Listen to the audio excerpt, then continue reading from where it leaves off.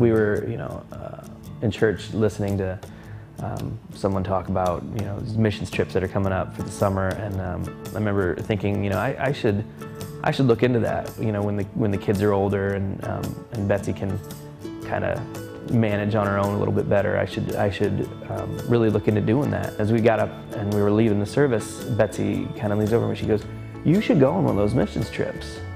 And I was like, wow, well, there you go. As soon as we started preparing for Serbia, God's just been nudging me to take inventory of my life, and He's been teaching me how to be a better Christ follower.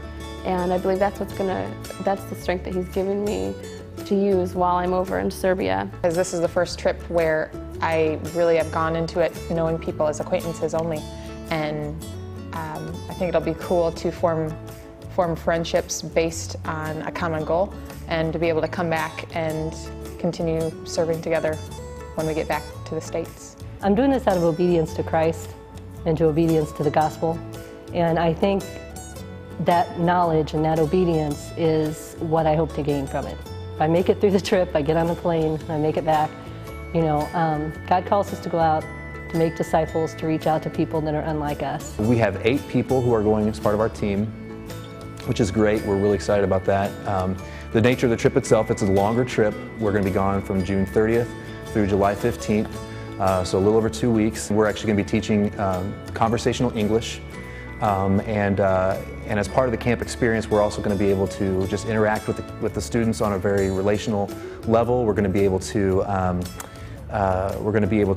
interact with them, share our faith with them, and just it's going to be very relational in nature, which I think is really exciting. Our hope is that long after we're gone, that church is still going to be connected to those students, is still going to be able to keep that ministry going on. Even in our preparation, watching God do some pretty awesome things in the lives of our team members.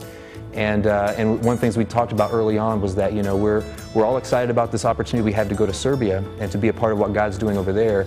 But the experience really started back in March when the team started forming.